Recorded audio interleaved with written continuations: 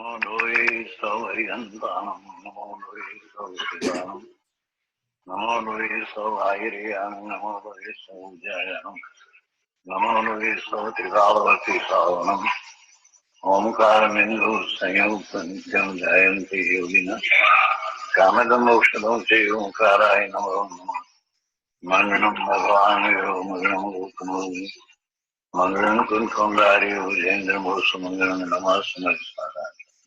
Swanu Bhutya Jathasti Swadhay Bhavaya Sarvama.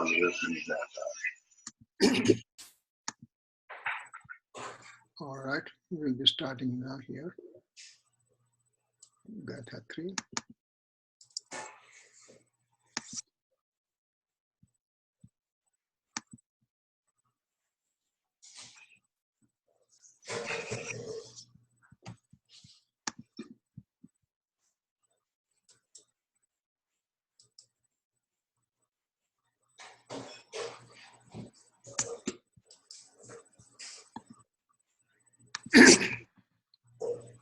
Namo Loye Savatrikavarti Arantanam, Namo Loye Savatrikavarti Siddhanam, Namo Loye Savatrikavarti Hariyanam, Namo Loye Savatrikavarti Vajjanam, Namo Loye Savatrikavarti Savanam, Omkaram Bindu Sanyuktam Nityam Dhayanti Yoginam, Kamadam Mokshadam Chaiva, Omkaraya Namo Nama, Namo Samaysaraya Swanu Bhutya Chakasate Chitsavavai Bhavaya Sarva Bhavantarachide, Ajnana Timirandanam Gnana Anjana Salakaya Chaksuranmiritam Yena Tasmai Sri Guruve Nama Tirtha Karo Jagatano Jayavanta Varto Omkaranada Jinano Jayavanta Varto Jinana Samo Sarana Sau Jayavanta Varto Ne Tirtha Chara Jagama Jayavanta Varto Namo Tirtha Nayakane Namo Omkara Nadane Omkara Sangaryotene Namo Te Sri Kunda Kundane Aho Upakara Jinavarano Kundano Dvani Divyano Jina Kunda Dvani Apya Aho Te Guru Kanano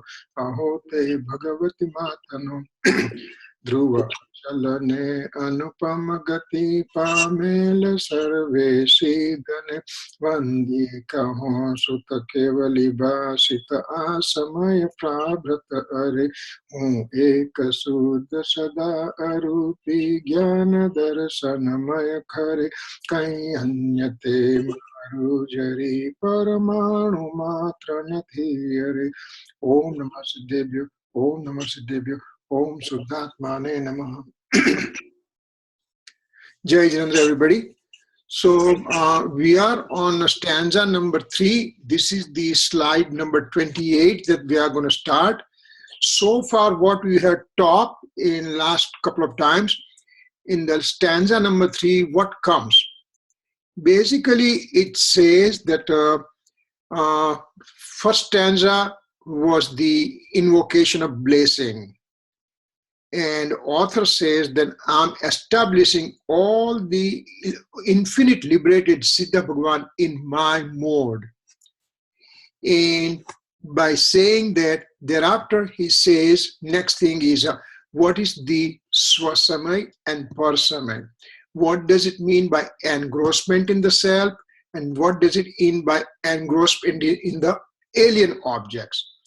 Having said those two stanzas, now in the third stanza, Kunkun Swami says, Acharya Kunkun Swami tells us that the substance, when it is in Swasamay, substance when it's engrossed within the self, it is beautiful.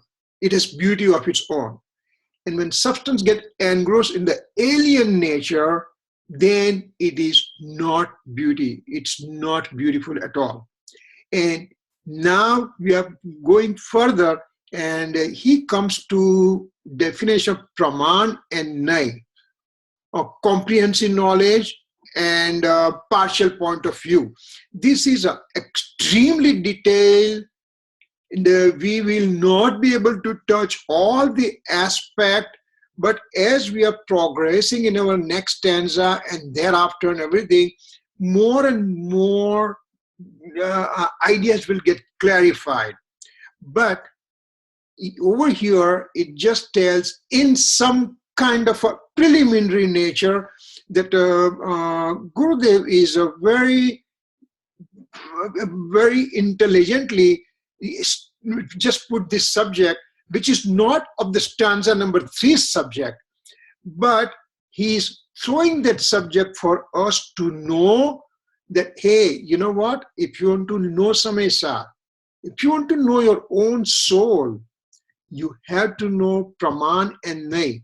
Praman means organ of knowledge or comprehensive knowledge, and Nai means one partial point of view. For example, Praman means if I see an elephant and I can say elephant is like, it's very big, but it's from the abdominal perspective, he's a big, there is a huge structure, and it has a rough skin, and pillar type of legs are there, and the abdomen looks like a barrel and everything. Those are the things we are describing from total animal. And now I'm going from one point at a time. For example, what is my, if somebody wants to know who am I, how does that person know who am I? Well, I'm a father, I'm a son, I'm a grandson, I'm a grandpa, and I'm a doctor, and I'm a Jain, and I'm living in Phoenix, and I live in USA, and all these things makes my total individual characteristics. That is called comprehensive knowledge.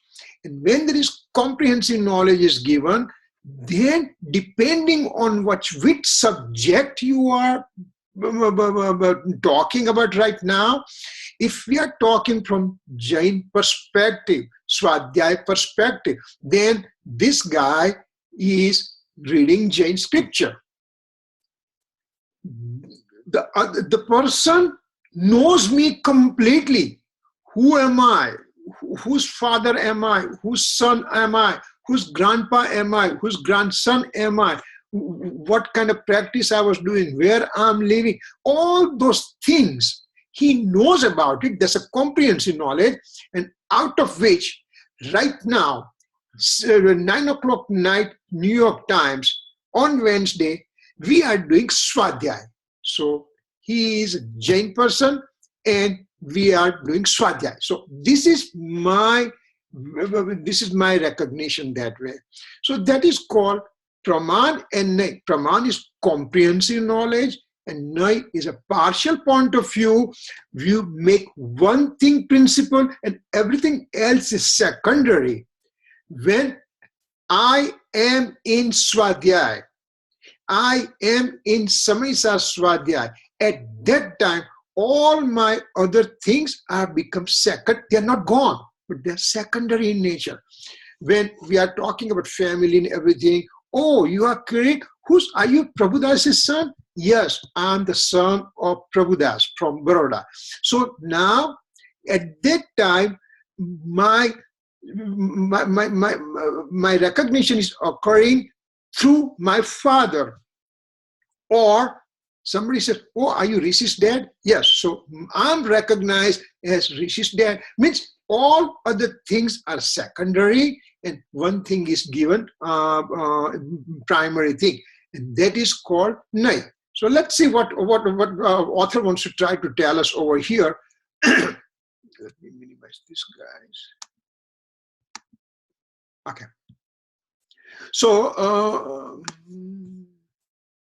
so soul has independence, whether wants to be in deluded state or in the innate state. Number one, Gurudev Kanji Swami, for 45 years, with our extreme luck, that he kept on giving messages. The scriptural message that original came from Kunkun Swami. Kunkun Swami, 2000 years back, he was a 6th and 7th Gunsthana Muni.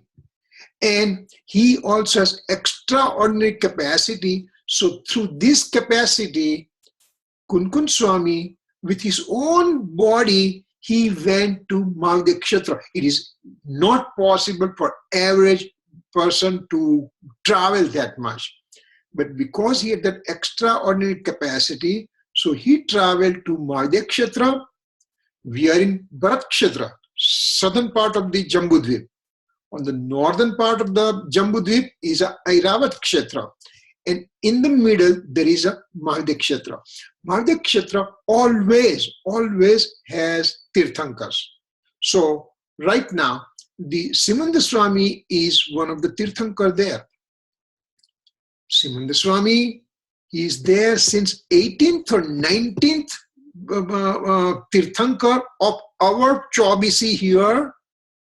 And he will go to Moksha in the next Chaubisi around 13th Tirthankar or so. So he has a huge amount of life. And so here, Kunkun Swami went with his own physical body. He stayed there for 8 days. He stayed in the assembly of Simanda Swami. That's called Samaysar. He attended Simanda Swami's Samaysar and he listened to the discourses given by Simanda Swami. While Simanda Swami was giving discourses, he grabbed all these things. His doubts got clear. This is Kunkun Swami. His doubts got clear. And when there was no divine sound of the Tirthankar Bhagwan coming, at that time, remaining time, he talked to lots of Srutakevlis. Srutakevlis are omniscients, but those who are the scriptural omniscients, means they are the expert in the scriptures. So he discussed with those things, he cleared his doubts on all the things. Yes, okay. So he cleared his doubts, and thereafter he came back to Bharatkshetra, that means our area. And then he wrote down this Samaysar. He wrote down, first he wrote down Pravachansar, then he wrote down Samaysar, then Niyamsar, Panchastika, Ashtapaur. He wrote lots of scripture. These are the 5 scriptures that are physically available to us, that when he wrote down in the southern India, Kunkun Swami will be just walking and he will sit down under a tree or so, and on the palm leaf with a needle, a palm needle, he will start writing on those palm leaf, and then he will leave it and then he will walk away. So some of the householders, they picked up these things and it was preserved. Today also it is available in Mulbadri, which is in a Karnataka state. If somebody is going to go to India on southern India side, you must visit this place. It's called Mulbadri. It is kind of suburb of Mangalore. Mangalore is on the western coast, and it is nearer there, So if you're going there, make sure that you see those things, and it is a real thing. So Kunkun Swami actually heard the discourses of Kevali Bhagwan. Then he wrote down, and that's why these are most authentic scriptures. So what he says over here, our Kunkun Swami says, soul is independence, whether he wants to be in a deluded state or in an innate state. I have my independence. I want to be in deluded state. It's my wish and will. If I want to go in the innate state, it's my personal effort. Nobody else can push me to do one or the other.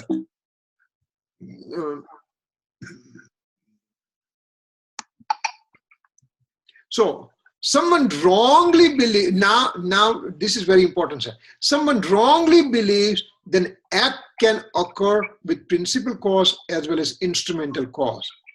And here, after our last week's Swadhay, Chirag raised the issue, and he also wrote an email to me about these important things, that Someone wrongly believes that an act can occur with a principal cause as well as instrumental cause. Remember, instrumental cause is present in the other substance. Principal cause is present in this substance. The two different substances are there. Act cannot occur because of those two independent substances. Act occurs only in a given substance. At the time, instrumental cause is merely present. It has not done anything except that it is present. Fish wants to swim. Water has not done anything except providing the vehicle in which fish is swimming. So fish wants to swim. Water vehicle is important. But water did not do anything to the fish. Fish did swim with its own capacity.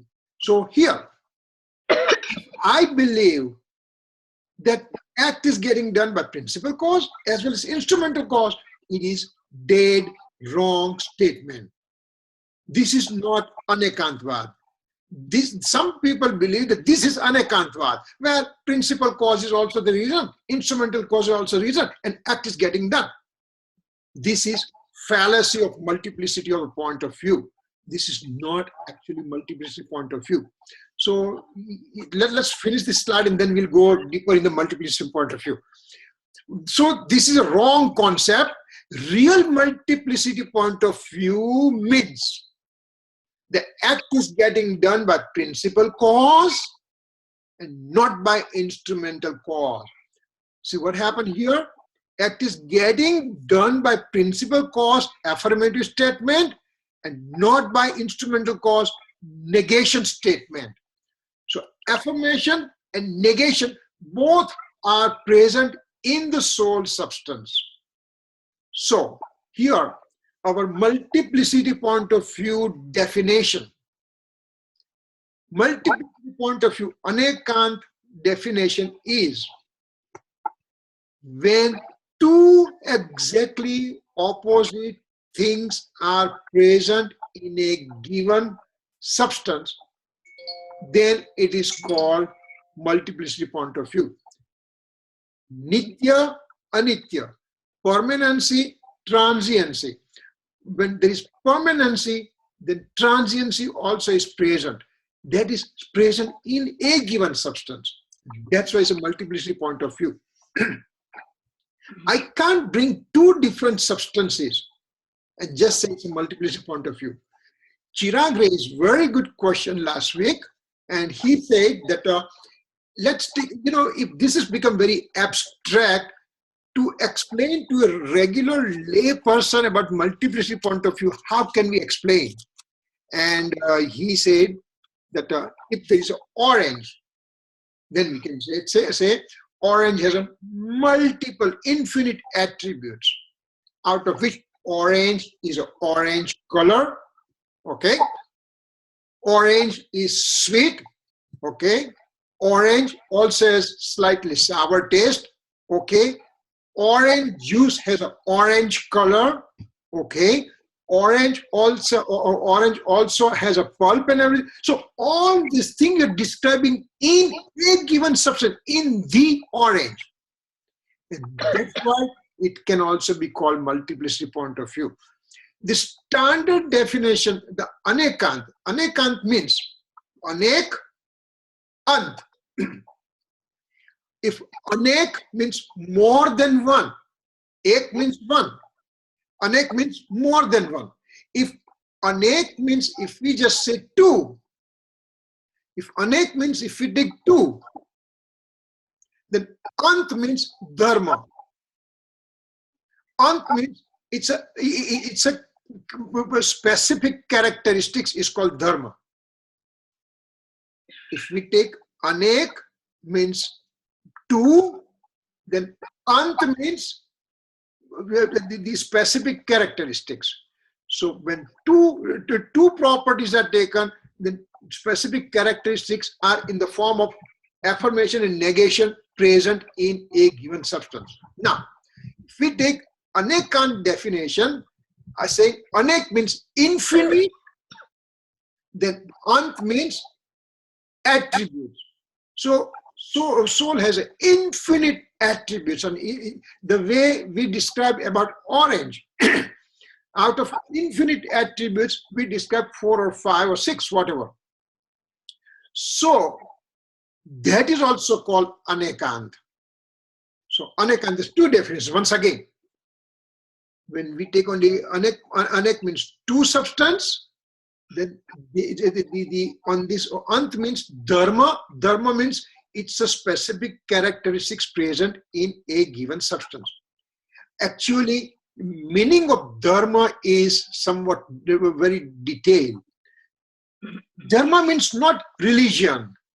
Dharma means it is not property, but dharma means it is a characteristics present in a given substance which does not have any modes.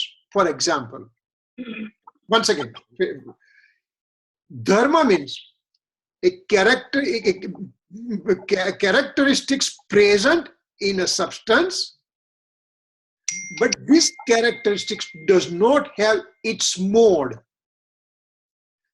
Remember, when we take attribute, attribute has a mode, but dharma does not have mode. So, for example, if we take ek, and those dharma will be in the pair. Those dharma will always be in the pair. Ek and anek, one and many. Nitya, anitya, permanence, transitoriness. So these kind of things are present, and they are present in a given substance. 2 exactly opposite characteristics present in a given substance is called anekant. This is the Jain definition. This is the way Jainism, this is a pillar of Jainism.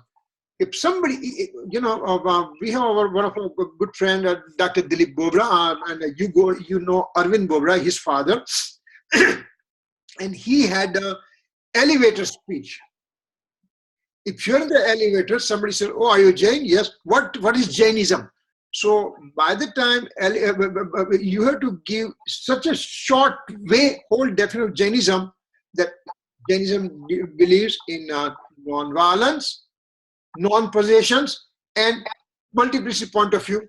This is the 3 main pillars of Jainism. There are 3 solid pillars of the Jainism on which the whole system is standing. So anekant is one of the pillar of the Jainism. So here, 2 exact opposite things present in a given substance is called anekant. Now, we also can take a substance and its infinite attribute, and we can also describe infinite attribute of a given substance. That is also anekant. But if we go through the literature, most of the time the importance is given to the definition in which multiplicity point of view means 2 exactly opposite characteristics being present in a given substance at a given time. And that is the anekant. So why we are talking this only 2 exactly opposite things and not multiple attributes of a given substance? Because there are other philosophies besides Jainism that they also believe in attributes, and so they also say that the soul has a knowledge, soul has a faith attribute, soul has a conduct attribute, soul has a eternal existence attribute, and substancehood, all kind of things they also believe. So Jains also believe, they also believe. So there is no differences occurring there. But this is the point in which 2 exact opposite things are presented in a given substance, that is called anekant, multiplicity point of view, and that differs from all other philosophies of the world. And that's why in the literature, this definition is given a lot more weight. In the Samaysar Parisystem, Parishist means the last part of the Samaysar, starting from 308 stanza onwards. Actually, 320 stanza is a Samaysar ends, and everything else that is described will be, it's called Parishist. And in Parishist, Amrit Chandracharya has described about this multiplicity point of view. And first, there are 14 pairs that he has described. And I'll send it out to you on the email tonight. Those 14 pairs that they are there, that they are represented in a given substance. That's part of the Anekant. There are two exact opposite things are there. And also, after giving these 14 things, he also describes soul having multiple properties, and they are called Shakti. Shakti means power, extraordinary power in a soul. And there are 47 such properties are described, and that is at the end of the Samaysar. Whenever we finish this Samaysar, we'll come to those things. It is way, way further away in our time right now. But so Chandracharya is described in both the ways, but mainly two exact opposite things present in a given substance is Anekantvad. So that's what is a real Anekant definition. We'll go to the next one. Is this clear? Because this is very important point, and Chirag last week rightly said in the email to me that we were rushing at the time because our time was, we were already 15 minutes above our time and everything. So this one I want to make sure that we already understand. If there is question, please ask right now so we can further clarify those things.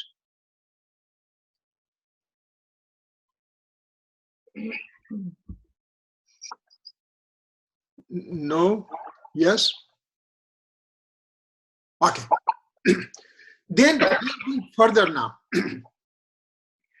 Self-realization act occurs only with the faith in the eternal true nature of the self, not by the act of conventional perspective. This is again, I want to have self-realization. How can I get it? Well, I have to have my attention, which is focused on the alien object since time infinite in the past. That now I can just have the focus, my focus get at, okay. I can have my focus coming to my true nature of the eternal self substance, means soul substance. And then I can have right faith, means enlightenment or Samyak Darshan. So self-realization occurs by having the faith drawn to the inner self. With one-sided right belief, now, Samyak Ekant, now, of focusing of eternal true nature of self, one has righteousness of right faith and right knowledge. Now, until now, we talked about Anekant, Anekant, Anekant. Anekant means multiplicity point of view. That Anekant can be of two types. That multiplicity point of view could be of two types. Samyak Anekant, Mithya Anekant. Mithya means Anekant along with the wrong faith. And Samyak Anekant means Anekant with the right faith. The actual Anekant understanding starts with the right faith only. Means after Samyak Darshan only. Then what are we doing here? Why are we talking about this Anekant and all the things? If I am in the Mithya Anekant, if I'm in the wrong, one-sided wrong belief state right now, why we are talking about it? I mean, Anekant means if I'm multiplicity point of view of a wrong type, why we are even not talking about it? Why should we discuss all these things over here? Acharya Bhagwan says that yes, in your wrong faith, you don't have completely true picture of the multiplicity point of view. But what we are doing right now is we are doing anekantno abhyas, means we are studying the nature of multiplicity point of view. If I understand nature of multiplicity point of view, and then now I direct my attention to my true nature, and next my mode has a right faith, then that anekant is right way, it starts there. Right now what we do is we are studying the anekant, and then once we have samyak darshan, then we'll be experiencing it also. Okay, so that's what it is. So now, one-sided right belief. What is one-sided right belief? Is samyak ekant, of focusing on true eternal nature of self. One is right faith and right knowledge. Means anekant means many things, right? Many things present in the soul substance, out of which I pick up only one thing, and one thing only. What is that one thing? My faith attribute. What does my faith attribute is doing right now in a mithyatva state, in a wrong belief state? I'm putting my faith attribute mode to the alien objects right now. Well, let me talk, because there are quite a few people who want to listen what I want to talk. So that means I'm directing my attention to the alien objects, par padarth. And that's why it is the wrong faith. And in the wrong faith, I cannot have anekant. At the same time, I cannot have ekant also. Samyak ekant means all the property of the soul, out of which I just pick up the soul as a substance, and I focus on the soul as a substance characteristics, and now that is called one-sided right belief. Once again, for example, when the 5 Pandavas in the Mahabharata, there is a Pandav and Kaurav stories are coming, and Pandav and Kaurav, they both are, they all those cousin brothers are taking they're learning about how to use bow and arrow. And the guru is a Dronacharya, and he taught to all the kids, and then he's taking final exam, and he asked everybody. So one guy comes and says, the teacher says, okay, take your bow and arrow, and now what do you see? So he has kept one artificial bird on a tree, and he told those people that our aim will be to send the arrow through the right eye of that bird. So one guy says, well, I can see the sky, it's a blue sky, and this cloudless, it's a cloudless sky, and then there are lots of trees. Okay, you are not good, sit down on the side. Well, what's the next guy? Well, I can see jungle with lots of trees and lots of, okay, you are not good too. And he just goes through every kid, and everybody is failed, even before the arrow was released. Now the Arjun time comes. Arjun is a third of the Pandava, one of the middle brothers, and he was a super serious kid. So he has been told that, okay, take your bow and arrow, and now tell us, what do you see? So he says, Guruji, I can see only right eye of the bird, artificial bird. That's all I can see. I cannot see anything else. And the teacher says, okay, release your arrow, and it will pierce that right eye. So what did this guy do? He forgot about everything, and he had extremely narrow vision for his aim only. So what should be my aim? True nature of my eternal self. Dravya, Trikali Dravya, my substance, my eternal soul substance. I just have to have that narrow vision, and that narrow vision is called Samyak Ekant, or it's called one-sided right belief. When will that come? When I have a one-sided multiplicity point of view, then it will come. So when it happens, Then I have the mode which are also pure modes, and it's called righteousness of right faith and right knowledge. Means my right faith and right knowledge are present at this time. So this kind of right knowledge also knows that there is all. Now, remember, I had the narrow vision. I directed to the eternal true soul, and as a result, I have the right faith and right knowledge got generated in my mode. And this right knowledge, this mode of right knowledge also knows that there is presence of influence of attachment, and this is known as comprehensive knowledge. Means when I have my experience of my true nature of the soul, then in the experience I know it that this soul is made up of a soul substance. There are infinite attributes are there, and each attribute has a given one samay. There is one mode and everything, and all this total knowledge is called comprehensive knowledge. So what happens right now? What are we doing right now?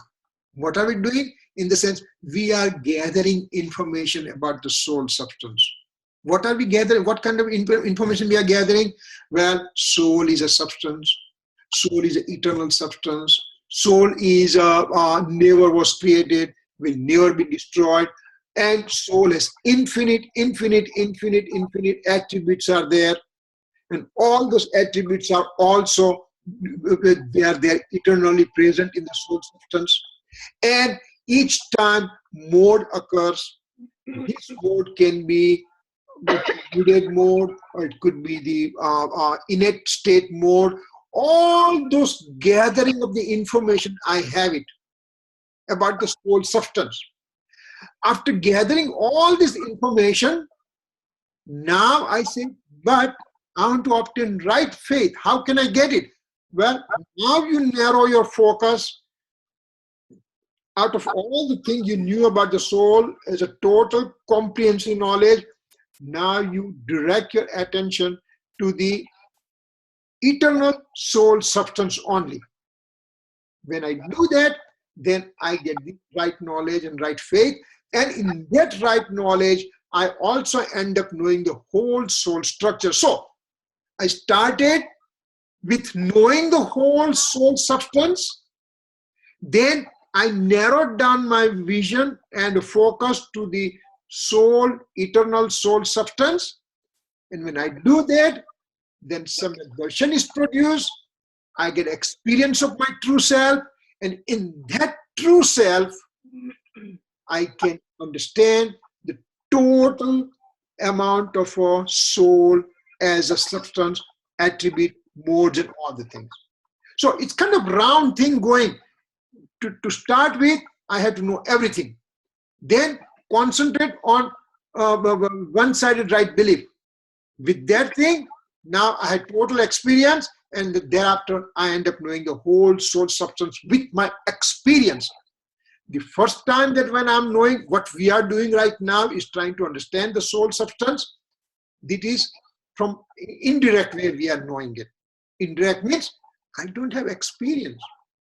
I can, I can write down what is a soul substance, what are its properties, what are the attributes, what are the modes and everything. I can write down on a piece of paper, but I have not experienced those things.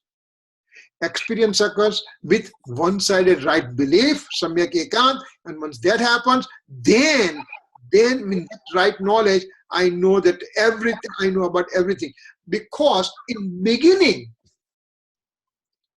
when I just, let's say I'm in a mithyatva right now, all along I'm in mithyatva right now, and here I directed my attention to the eternal true nature, and Samyak Darshan starts, and in that Samyak Darshan I'm progressing further, but I still have inclination of attachment present.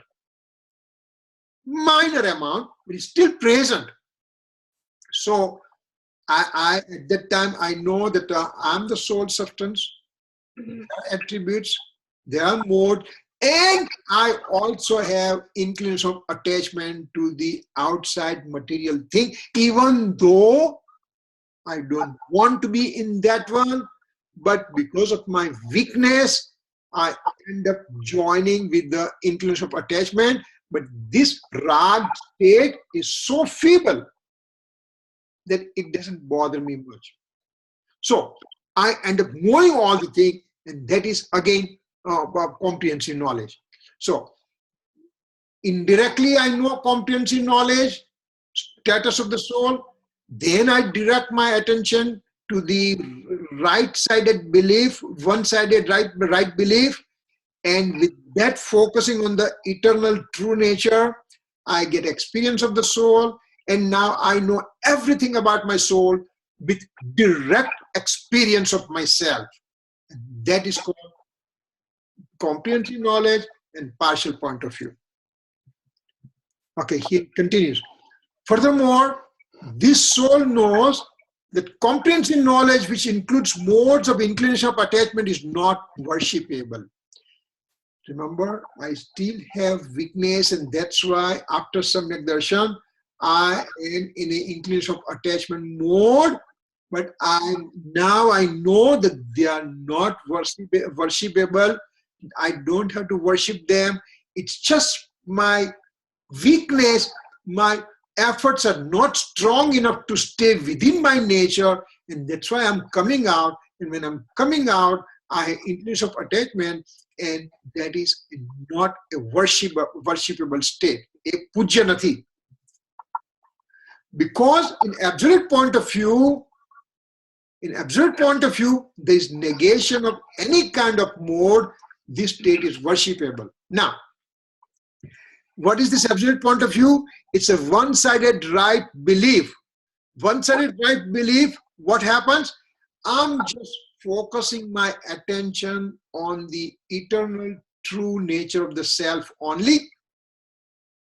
And even when I'm doing that, I still have a modes present, because without mode, no substance exists. So modes are there, but I make them totally secondary, and I just concentrate on the eternal true nature, and that state is worshipable. In the sense, over here, first bullet says that when there is a inclination of attachment, that state is not worshipable. And what is worshipable? My eternal true nature of the self is worshipable, in which all the modes are also made secondary in nature. This is very, Gurudev is really pulling us gradually deeper and deeper and deeper. It's basically one-way street that we are not going to come out of it, because he wants us to understand reality. Exactly what is reality. Remember, if I don't understand all this thing and I said, oh, I want to have Samyak Darshan, I want to have Samyak Darshan. If I don't know, I don't understand the reality, then, okay, let me do lots of upas, let me do lots of bhakti, let me do lots of puja or swadhyaya. Though all those things will be useless if I don't know exactly who am I. This is the state telling me who am I and how can I get my purity of myself, Comprehensive knowledge includes modes, and absolute point of view has a negation of mode. Comprehensive knowledge, praman jnan, is inclusive of everything. It includes substance, attributes, modes, dravya, gun, parya. Everything is comprehensive knowledge.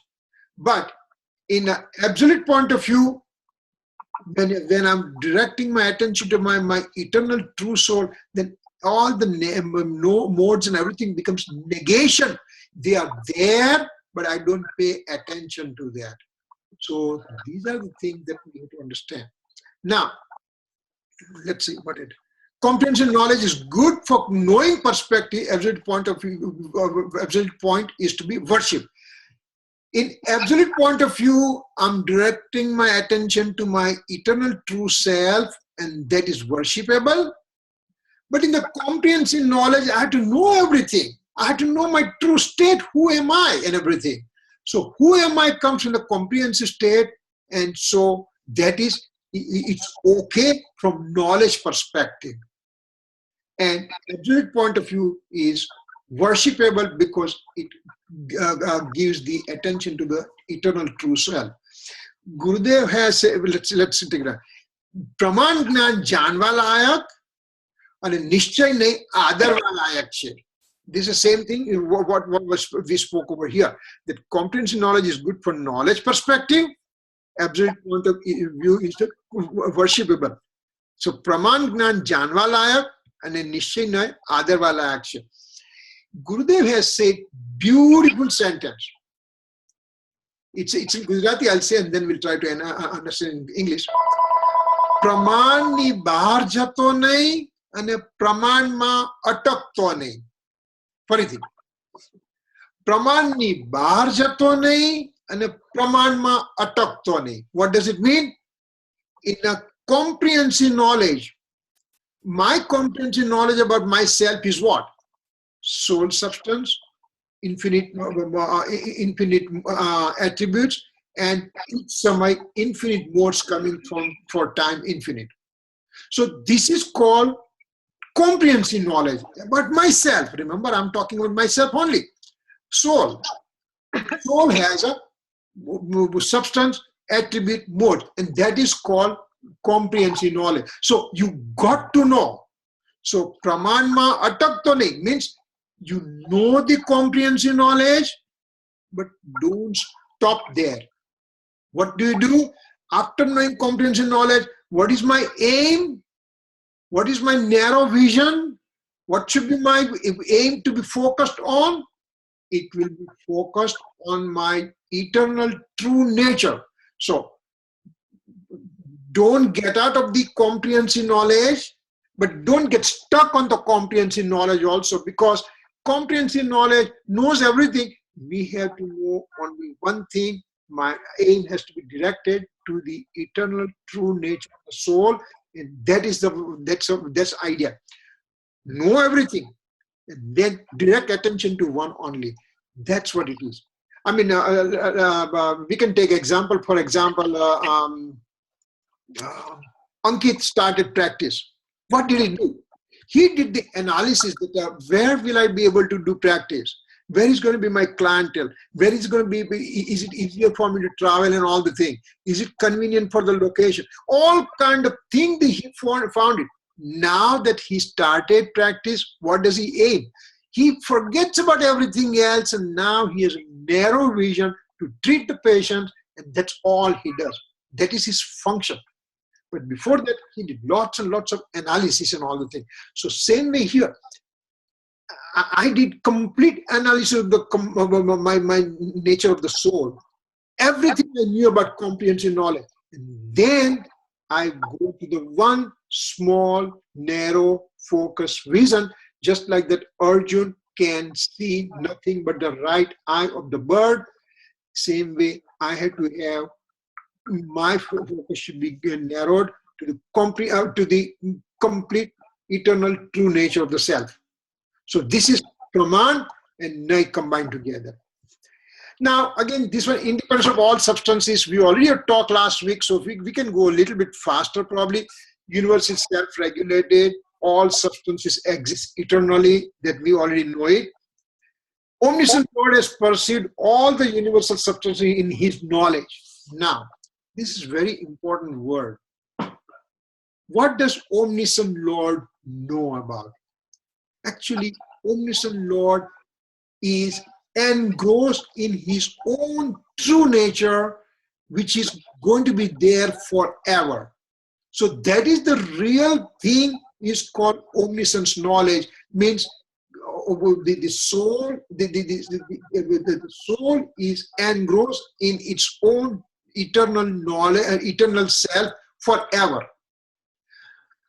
But soul also has a knowledge attribute. The soul's knowledge attribute is a two important function. Swa, Par, Prakasha. Knowing the self and knowing the alien substances of the universe. And so Omniscient Lord knows absolutely, perfectly, clearly, past, present, future. I was talking to somebody today, and the person doesn't believe that there is a past and future that the omniscient Lord knows about it. He believes only the omniscient Lord knows only present. And he says there's no past, no future.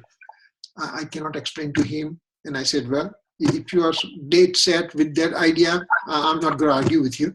So, omniscient Lord actually perceives his total, complete self absolutely forever.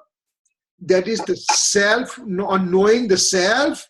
And at the same time, he also has knowledge, has two capacities, knowing the self and knowing the alien substances. So, omniscient Lord also will be in his knowledge mode.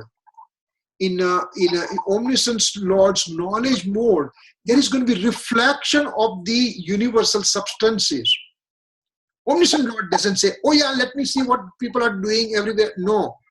He is engrossed within himself, and as a result, there is also a reflection of the whole universe, past, present, future, in his knowledge mode. So, what does happen? He is not the creator of those substances. This is against the other philosophies, those who believe that the universe was created by Almighty God. No, Almighty God does not do all the things. He simply perceives in his knowledge mode without any attachment. That's all. Each and every substance gets engrossed in its own nature and never touches other substances at all. So now, Lord has seen, omniscient Lord has seen that how these substances are exactly remaining in the eternally in the universe. Then he found out that every substance gets engrossed in its own nature and never touches the other substances at all, even though they can be having the same space point occupation. My room has 2 lights, and four lights are there. 4 lights are there. All the 4 lights are engrossed in this wall of the in this area of the volume of the room. But each light has its own independence.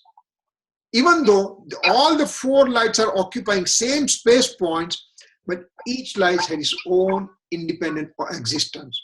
Now, mode of inclination of attachment never touches fruition of material karma and vice versa. Remember, my inclination of attachment occurs within me. And on the same space point, the karma coming in fruition. Karma fruition, it's a separate event. Inclination of attachment is a separate event. They both are occurring at the same time, but still, again, they are occurring in their own substance and not because of each other. Soul's mode does not touch mode of physical body. My physical body has its own mode. My soul has its own mode. Just because they are occupying the same space point doesn't mean that me as a soul is a doer of the bodily function. Next scene. Soul and matter occupy same space point but maintain their own independence, which we already know about it. Even in the same space point, they do not lose their individual nature. We know that. Matter does not become soul and vice versa. We know that part. Any given thing in the universe is having its own eternal existence with its own boundary to exert its own infinite power. I'm existing in the universe, so I have my own boundary in which I exert my influences. This is known as quaternary substance area, mode and attribute. Means Swachatushtai of Dravya, Kshetra, Kal, Bhav. Means, who am I? Soul, substance. So I remain within the capacity of my substance only. How much area do I cover? I have the innumerable space point within me. So my area of influence goes along with my space points only.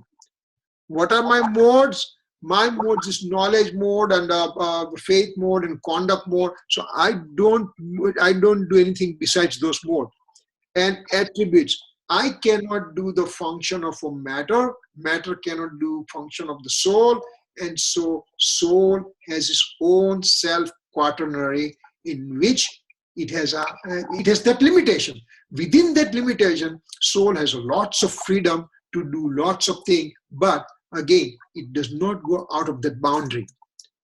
So, Dravya Kshetra Kal Bhav Swachatushtai. That's a Gujarati word. Now, each substance can be in its innate form or deleted form, but still remains intact. Only soul and matter could be deleted form. Rest of the four substances are always in the innate form. Soul and matter are only the two substances which messes up the whole universe. And because of their own interactions, see, matter does not have a brain. So matter does not know anything about it. Who has a brain? Who has thinking capacity? Who has knowing capacity? Who has a knowledge mode? Soul. Soul has only knowledge mode. So knowledge mode, soul has it. And so soul knows what is its self quaternary. And instead of that limitations, soul believes that he can also do the function of the other people. I believe that because of me, I can talk to you and I can explain to you and all that. That's totally wrong belief. It was supposed to happen that you are ready to listen. It was supposed to happen. I'm going to talk. And we both are independent in our own way. So, soul and matter could be in the diluted form. Rest of the four substances, medium of motion, medium of rest, space and time are pure eternally. They don't interact with anybody else. So we don't have to worry about that. Only two things we remember. So innate or diluted form. Who could be in innate and diluted form? It could be matter or soul. So innate or diluted form occurs in the substance own mode. Means my mode, myself, I decide this mode to be in the diluted form or in the innate form. It's my individual decision. Nobody can alter that decision for me. It's my own doing. So same thing in the matter also. To be in the diluted form or pure form, matter has its own working relationship. So it does its own job. What is the diluted form of the matter? The atomic particle, the last part of the matter, which cannot further be divided in the free form, that is called matter's pure form, innate form. This one atom joins with the another atom and third atom and fourth atom and infinite atoms. All those things are called its diluted form. So for example, karma is made up of infinite atomic particle. So karma state is a diluted form of the matter. Soul's innate form is a samyak darshan, self-realization, experiencing the self, innate form. And what is diluted form? Soul projects itself to the outside material things. That's called its diluted form. Okay, now this is now our direction changes a little bit. Mode is with origination. Remember, mode has origination. Kirit uncle? Yes. You know, I cannot understand after so much time. Okay. I'm sorry. I'm just going to stop listening for right now. I'll come back later. No problem. Yeah, you can call me later on. We'll just discuss. Okay. All right. The mode has three things happening: origination, cessation, and constancy. Three things are there in mode. And that's why in Tattva Sutra also it says that Utpat Vyay Dhruv Yuktam Sat. Sat means to have the existence. Existence of a substance is made up of origination and cessation of the mode and constancy of the soul substance. Origination, cessation from the mode, and constancy from the soul substance perspective. So mode has two forms, soul substance has one form. Now, so mode with the origination, it's called bhav or entity. And mode with the cessation is called non-entity or abhav. But the attributes are known to be entity because they are always there. There is no origination, no cessation. They are always there. So they are called entity, means bhav. Now, attribute is eternal. Attribute is eternal. Mode attribute is eternal, and mode is transient in nature. Plus, this is the difference between attribute and mode. Modes are always eternally present. There's no changes occurring. Dhruv means constant, and modes are originating and disappearing. So this is the difference between attribute and mode. Now, attribute and substance both are eternally present. So they both are same from that perspective. From eternal perspective, attributes and substances are the same. Author is writing comment. This is the example they're giving. Let's see what it says. Author is writing commentary. He has his reflective thoughts. Written words are the modes of the non-living matter. The innate or diluted natured mode. Soul himself is responsible. No interference by alien objects. This is the reason that all substances of the universe remain intact and fixed in number. This is very important point to take home, that all the substances of the universe, whether they are in the diluted form or the innate form, they remain within their own boundary and do not interfere in the other substances. Even occupying same space point, each substance maintain their own independence. So I think we are already finished with 1 hour. Any questions are there, we can take it, and then we can entertain questions for about next 5 minutes or so.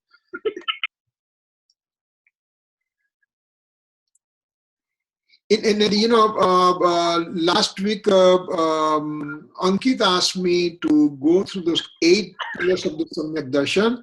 I want to finish this stanza first before we go to those 8 pillars, because those are also good. They are very important thing to know about Samyak Darshan.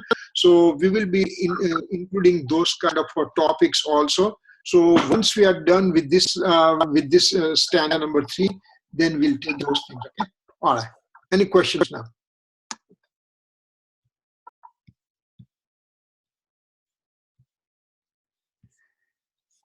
Okay. If there are no question, then probably we can. I think everybody's. Chirag, you have any question?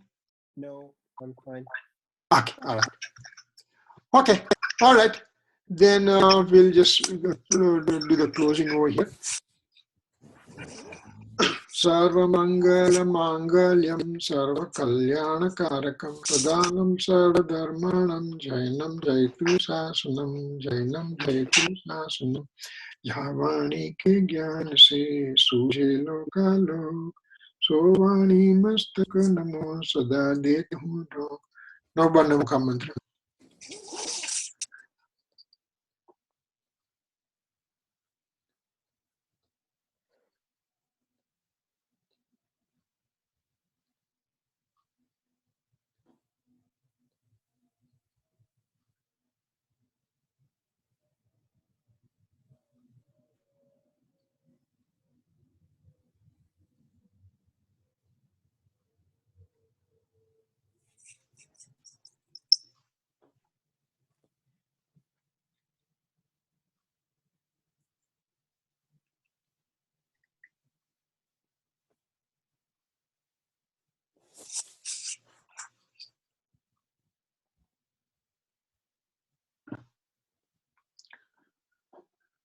Namo Nidam.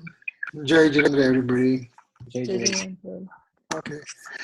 And I'm going to send it out, that note that I send it out to Chirag, so at least you can have some idea what we are talking about. Okay.